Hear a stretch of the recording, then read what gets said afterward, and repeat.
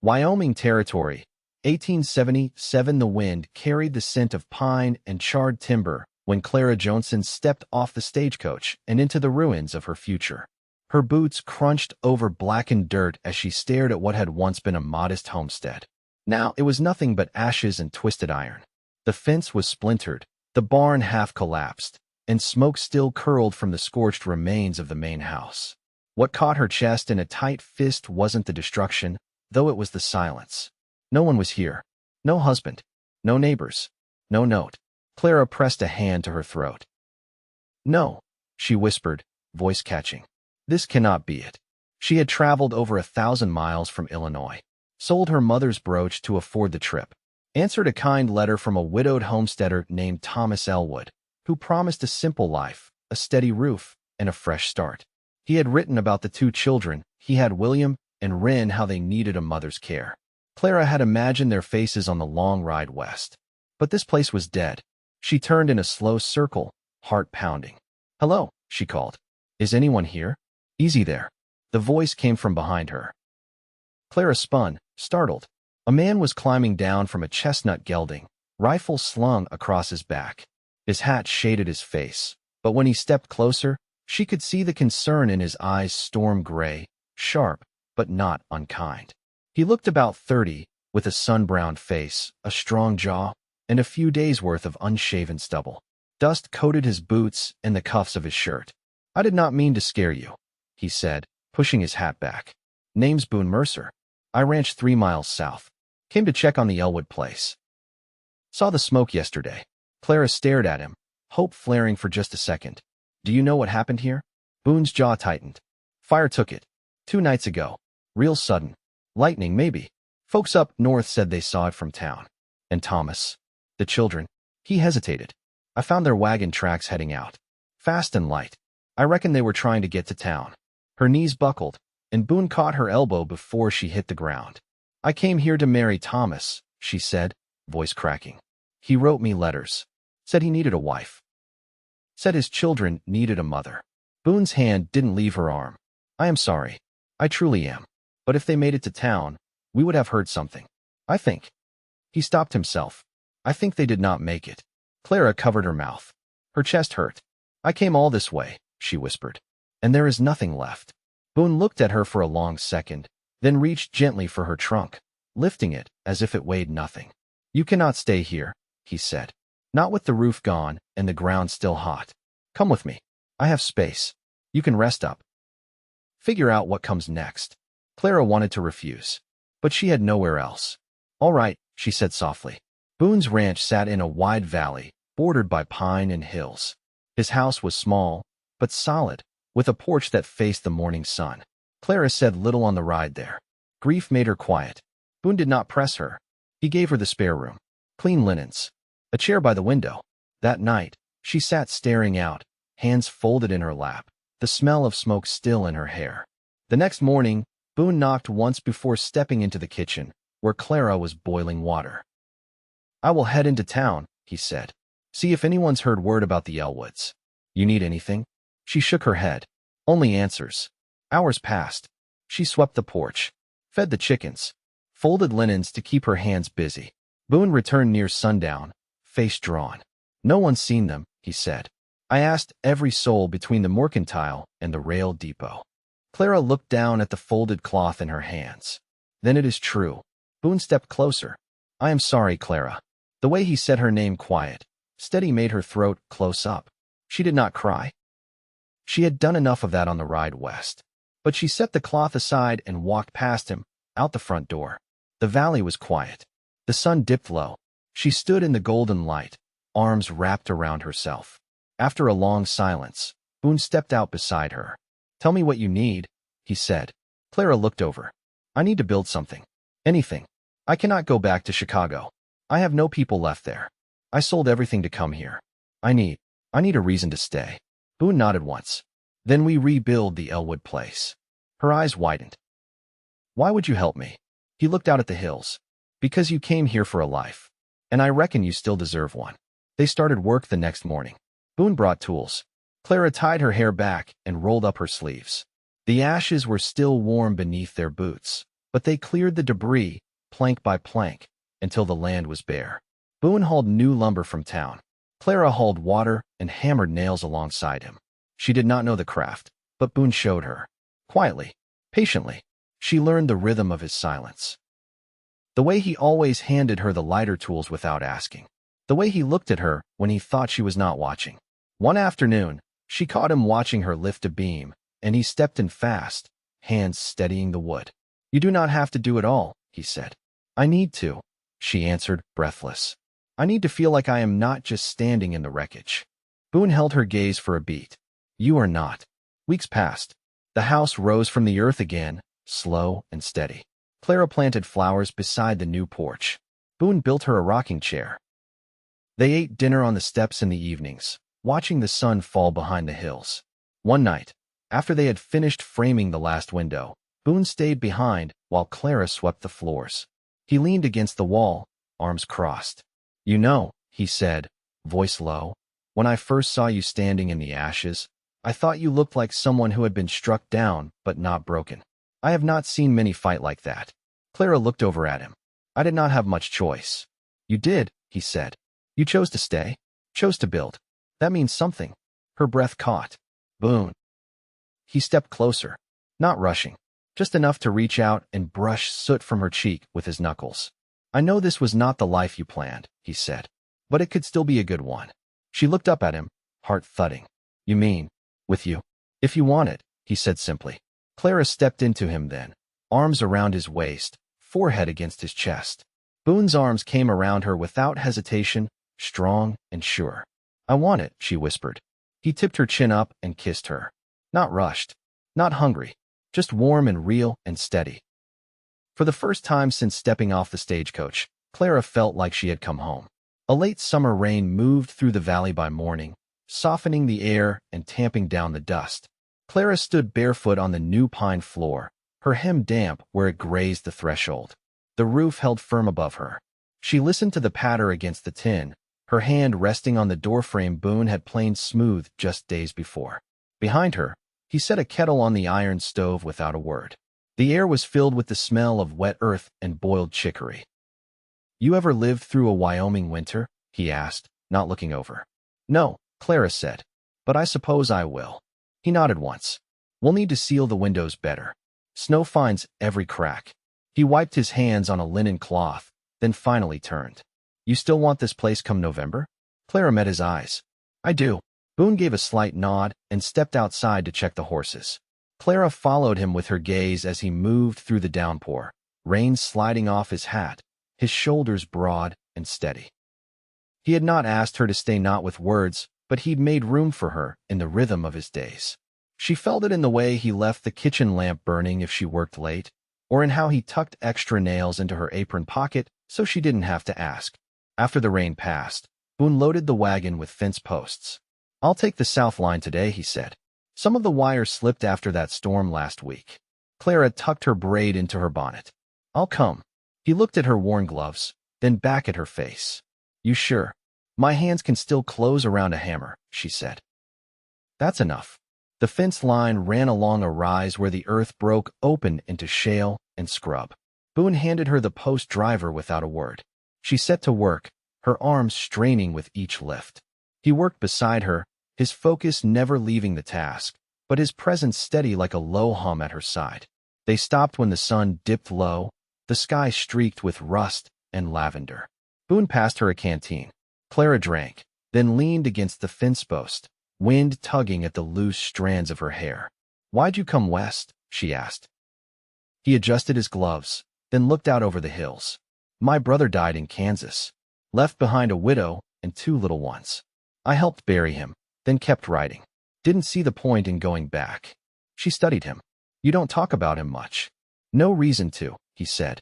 "But I think about him more than I say." Clara didn't press. She knew what it felt like to carry grief in your marrow, to have it sit behind your ribs like an ache that never left. They rode back in silence. At the house, Boone unhitched the team while Clara lit the lantern. The wind had picked up, carrying the cool edge of evening. Inside, she stirred beans over the stove while Boone patched a tear in his shirt. She noticed how careful his stitches were, Even with rough fingers, how he didn't rush the work, didn't waste thread. "You do everything like it matters," she said quietly. He didn't look up. "Everything does." That night, Boone didn't head straight for the bunkhouse. He lingered on the porch, hands resting on the rail. Clara stepped out beside him, the lantern's glow catching in her eyes. "I want to ask something," she said. "All right. If I stay here, if this becomes my home, what do I call it?" Boone looked out over the land, dark now, but familiar. "You built half of it with your own hands. I reckon you can call it whatever you please." She turned to him, her voice steady. "Then I want to call it ours." Boone's fingers tightened slightly on the railing. "That what you want?" She stepped closer. "It is." He looked down at her, the lines beside his eyes deepening. "Then that's what it'll be." She reached for his hand. He didn't pull away. They stood like that for a long moment, the wind brushing past, the land around them quiet and wide. And in that stillness, something settled between them, not sudden, not loud, but real. When she went inside, he followed. The first frost came quietly, silvering the grass and glazing the troughs before dawn. Clara woke early, shoulders wrapped in a quilt Boone's mother had pieced long before he ever left Missouri. She moved through the house barefoot, careful not to wake him. The walls still smelled faintly of new timber. She lit the stove and warmed a pan of cornbread from the night before, the scent filling the kitchen as the sky lightened. Boone stepped in just after sunrise, cold clinging to his coat.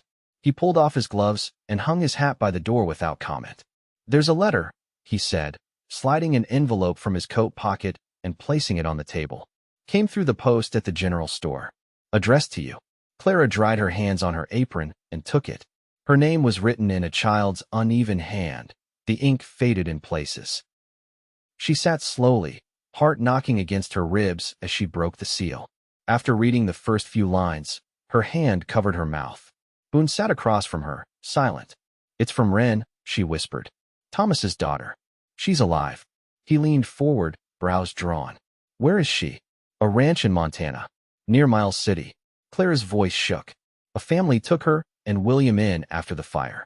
They'd been trailing cattle south and found them by the river, burned and half-starved, but alive." Boone reached for her hand. "Are they safe?" "They are. The family couldn't send word sooner, said the boy didn't speak for weeks, and Wren only just remembered my name." Clara's eyes brimmed, but didn't spill. She said they thought I'd never come. Boone's grip on her hand tightened. "You did come. And you stayed." The next morning, Clara packed a small satchel. "I need to go to them," she said, folding a shawl. "They think they're forgotten." Boone nodded once. "Then I'll take you." She stopped. "You have the ranch, I have a horse," he said. "And 2 days' ride won't break the land." They left at daybreak on Boone's buckskin mare and a bay gelding he'd borrowed from a neighbor. The trail north was narrow and rutted with old wagon tracks, the grass brittle underfoot. They camped off the road each night, boiling beans over low coals, speaking only when the silence stretched too long. On the second evening, Clara sat cross-legged near the fire, her hands wrapped around a tin cup. Boone leaned against a log opposite her, sharpening his knife. "I thought about children once," he said, not looking up. "Back when I was younger. But the war came and changed the shape of things." Clara watched him. "You never married?" "No," he glanced up then. "There was a girl before I left Missouri. But I came back wrong. Drank too much. Kept too much inside." She nodded. "I wouldn't have known that about you. I've had time to learn better." He returned to his work, the rasp of the whetstone soft between them. By mid-morning the next day, they reached the edge of a small ranch nestled in cottonwoods. Children's clothes flapped on a line. A dog barked from the porch. Clara dismounted slowly, legs stiff from the ride. A woman stepped out, wiping her hands on her skirt. "You must be her," she said. "Clara Joensen." "Yes," Clara breathed. "Where are they?" The woman turned toward the barn. "Wren's feeding the hens. William's inside, resting. He tires easy still." Clara crossed the yard in long strides. Wren looked up as the shadows shifted, her braid loose, her hands full of grain. For a moment, neither of them moved. Then the child ran, and Clara dropped to her knees, arms wide. Boone stood back, hat in hand, as Wren buried her face in Clara's shoulder. The girl trembled but didn't cry. "I thought you weren't real," she whispered. Clara pressed her cheek to the girl's hair. "I was late, but I'm here now." That night, Boone stayed in the bunkhouse while Clara slept in the children's room, one arm draped protectively around Wren's small frame. William, still thin but alert, watched her from his cot. "You look like your photograph," he said. Clara smiled. "So do you." They stayed 2 more days, long enough to speak with the couple who'd taken the children in, long enough for Clara to learn the little things: how William liked his eggs, how Wren couldn't sleep without a candle burning low. Boone helped repair a broken fence post, never asking for thanks. On the morning they left, Wren clung to Clara's waist. "You'll come back?" Clara knelt. "Not just back. I'll bring you home." The girl's eyes widened. "Truly." Boone stepped up then, resting a hand on Clara's shoulder. "We've got space," he said, "and a warm stove come winter. It's time." By the time they rode south again, the wind had turned colder. Clara rode in silence a while, then said, "I didn't think I'd get the chance to be their mother." "You are," Boone said. She looked over at him. "And what about you?" He held her gaze. "I reckon I've got it in me to be more than a neighbor." She reached across and laced her fingers through his reins until their hands touched. He didn't pull away. When the ranch came into view, the chimney was already smoking. 2 deer crossed the ridge in the distance, moving slow and sure. Clara looked at the house, then at Boone. "It's not just ours anymore." "No," he said. "It's theirs too." And the thought of that made the world feel wide enough again. The children arrived in early November, bundled in wool coats and quiet with the weight of too much change. Boone had driven up alone to fetch them, giving Clara time to ready the house.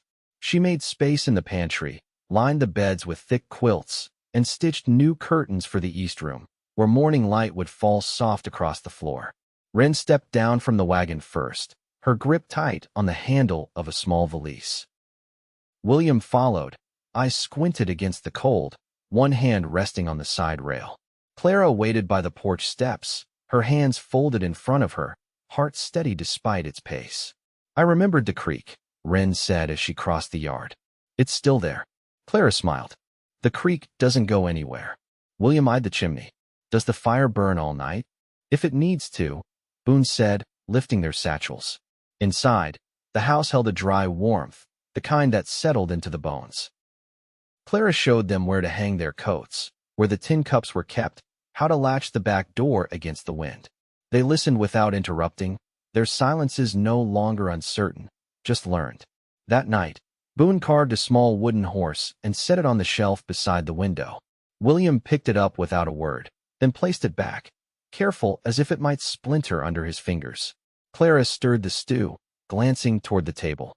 "Do either of you play the fiddle?" Wren shook her head. "Papa did." They ate with quiet manners, spoons scraping gently against tin bowls. After supper, Wren helped fold linens while William sat on the floor, building shapes from split kindling. Boone leaned against the doorframe, watching without speaking. Later, as the wind picked up outside, Clara tucked the children into their beds. Wren asked only one thing before turning onto her side. "Will we stay?" Clara brushed a hand over the girl's brow. "As long as you want." Boone met her in the kitchen after, rolling down his sleeves. The lamp flickered low between them. "They're strong," he said. "They've had to be." He nodded once. "I'll add another row to the chicken coop. We'll need more eggs come spring." She moved closer. "You always think ahead." "Someone ought to." Clara rested her hand on his arm. "I'm glad it's you." The next week settled into a rhythm that felt earned. Boone rose before sunup to check the cattle. Clara kept the hearth hot and taught Wren how to mend seams with small, even stitches. William took to following Boone outside, watching how he moved through the land, how he checked the gates by touch. One morning, while Clara was kneading bread, she heard Wren's voice from the porch. "Boone, why don't you have any children?" He paused before answering. Hadn't met the right ones yet. The girl was quiet a moment. "You don't yell. Don't see the use in it." Clara stayed behind the door, hands still in flour. She didn't step outside just then. Some things needed space to be said plainly. Snow fell one night without warning, blanketing the pasture in silence. Boone brought the animals close to the barn and stacked firewood high beneath the porch. The children pressed their palms to the frosted windows, tracing shapes in the glass. That evening, Boone laid out an old map on the table. The children bent over it, eyes wide. "This land here," he said, pointing to a shaded ridge. Used to belong to a man who tried planting wheat too late in the season. The soil's still good, though. Might be worth trying again. Clara looked up. You think of planting now? He nodded. Come spring, we'll need more than just cattle to keep this place running. Wren leaned closer. Can we help? You already are, Boone said. That night, long after the children had drifted off, Clara brought 2 mugs of warm cider to the porch. Boone took one, his hands brushing hers just briefly. You ever think you'd be sharing cider with someone again? She asked. He looked out over the snowlit trees. Didn't think much past the next day, for a long time. Clara leaned against the rail beside him. And now? He turned to face her, voice low but certain. Now I count it all out loud. She reached for his hand, fingers closing around his with quiet certainty. Boone's thumb traced the edge of her knuckles before lifting her hand to his chest, letting it rest there where the warmth lived steady. This life, she said, I didn't expect it, but I'll keep it. He leaned in then, his breath warm against her temple. We'll keep it together. The snow fell softer after that, and nothing more needed saying. The last hard freeze came in late March, cracking the pond's edge and loosening the soil beneath the barn. The ground softened slowly, and the air began to carry a scent of thaw and pine sap. Clara knelt in the garden bed beside Wren, showing her how to press onion sets into the furrows. William crouched nearby, poking a stick into the dirt, testing its dampness. Boone watched from the fence line, sleeves rolled high as he mended a broken gate latch. When Clara glanced up, he caught her eye and tipped his chin once. It was a quiet sort of gesture, but it landed deep. That evening, after the children had gone to bed, Clara sat weaving a basket near the fire, her fingers moving with slow certainty. Boone stood nearby, turning over a folded paper in his hand. He waited until she looked up. I've been thinking, he said, about filing a homestead claim for the adjoining pasture. The land past the ridge. She set her weaving aside. That's a good stretch. What for? He knelt to stoke the fire, the light catching the edge of his jaw. It's sound land. Water runs out that way year-round. And if we're going to keep growing, we'll need more than vegetables and eggs. Clara leaned forward. You want to try wheat? I do. You'll need help. Boone met her eyes. I was hoping it'd be ours. Not just the house, but the land. The work. The name on the claim. Clara stood, smoothing her skirts. You asking me to put my name beside yours? I'm asking you to marry me. There was no flourish in the way he said it. No kneeling.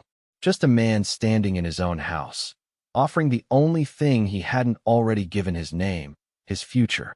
Clara stepped closer. I've already built this life with you, Boone. I'd be proud to carry your name. He reached for her hand, rough palm closing around hers. Then we'll go to the magistrate come morning. They married beneath the cottonwoods on a warm April afternoon, with William holding the basket of wildflowers and Wren threading long blades of grass into a garland. Clara wore a cream muslin dress, simple but new, and Boone wore his best shirt, collar starched and hands freshly scrubbed. The magistrate came from town in a borrowed wagon, and the vows were spoken without hesitation. Afterward, they ate cornbread with honey and drank coffee laced with a little sweet milk. Boone carved a small heart into the porch rail with his pocket knife, nothing grand, just a mark to say this place belonged to them. By midsummer, the wheat had taken root in the new field, pale green and waist-high. The children helped where they could, hauling water in small pails, chasing off birds that came too close. Boone built a grain bin near the shed, and Clara sewed flour sacks from scrap linen when the days ran long. One afternoon, Clara found Boone sanding a new rocking chair on the porch. She leaned against the post, arms crossed. You building that for me? He looked up, brow raised. For the baby. She blinked. You knew? You've been humming in the mornings, he said. You only hum when you're full up with something. She stepped forward, resting her hand over his. I haven't told the children yet. We'll tell them when the first leaves turn. That way they'll have time to get used to it. Boone finished sanding while she sat beside him, both of them watching the wheat bough in the breeze. That autumn, Wren wrote her name in careful block letters on the side of the barn, just beneath the window.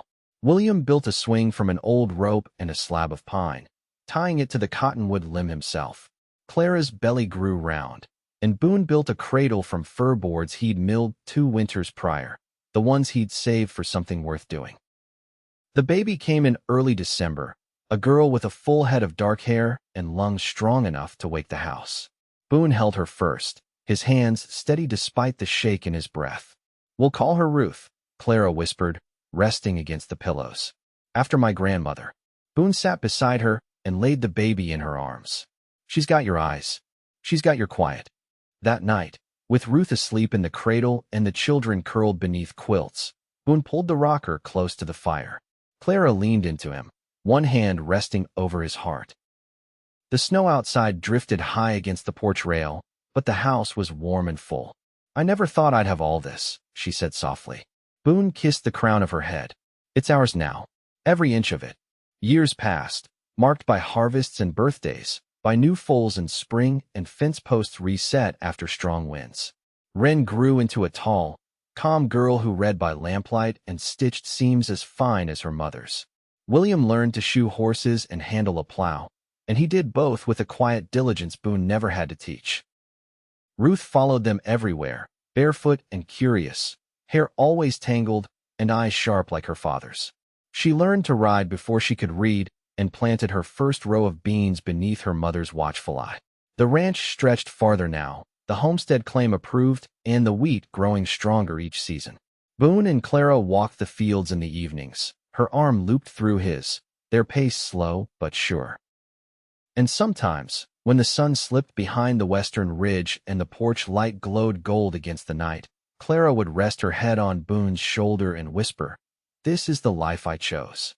And Boone would answer, "And the one I'll keep choosing every day." The wind might rise and the snow might fall, but the house stood firm, the land steady, and the love between them as real and rooted as anything they'd ever built.